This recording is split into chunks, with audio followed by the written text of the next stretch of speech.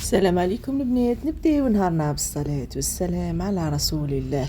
اليوم حبيبتي جبت لكم الرفيس القسنطيني من ايادية.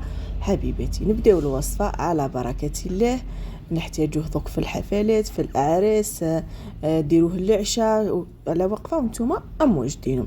حبيباتي تحبوا هكذا توجدوا كونتيتي كبيره وتقسموها وتروحوا في الكونجيلاتور منين تحتاجوا تجبدوا تفوروا. نديروا حبيباتي 3 كيلات سميد، اي سميد عندك، انا السميد اللي عندي خدمت بيه. وندير كيله تاع زبده تاع مارغارين، ماشي زبده مارغارين، درت بفلوريال. ودرنا كملت الكيله بالزيت. حبيبتي اللي ما عندهاش الزبده تقدر دير الكيله كامله زيته يصلح ثاني حبيبتي. ونديروا الملح باش يمدلنا الذوق مليح. هنا راهي بنتي قالت لي ماما ولا غير نروح نديرو، قلت لها روحي يا بنتي ديري وبعد تميتوا لها.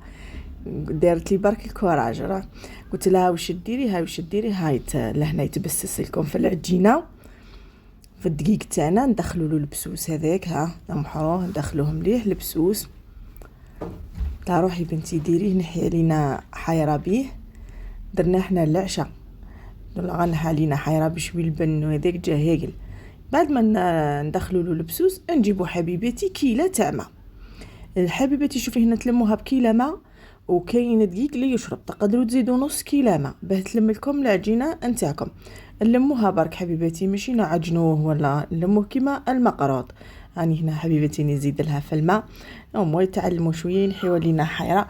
ولا اميره هي اللي راهي مديرت لي الكوراج باش راني نحط لكم في الوصفات.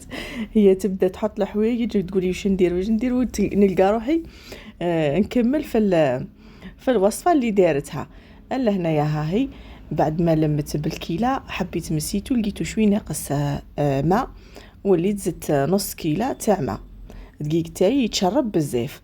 ها لهنا نجيبو بلاطو لكم نتوما والكميه اللي درتوها والغميقه الكيله اللي خدمتوه بها نبلاطيوه كامل في البلاطو كيما راكم هكذا حبيت تشوفي. بعدا نقطعوه بالموس حتى لتحت وحنا نقسموه هكذا، نديروه مربعات ونكونوا مشعلين الكوشه تسخن. بعدا ندخلوه الكوشه يطيب.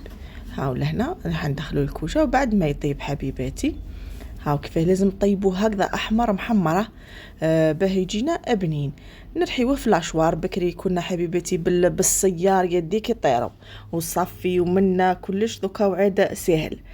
قبل ما كي نرحيوه ونخلصوا حبيباتي هو هكذاك دافي، نروح نجيب كيس تاع حليب، كيس حليب بارده حبيباتي نديروه بيه ونخليوه حتى يتشرب لنا هذا الرفيس، يتشرب لنا الحليب تاعنا باش نحطوه يفور. حطيت التفويره الاولى، هنا وجدت العسل والزبده.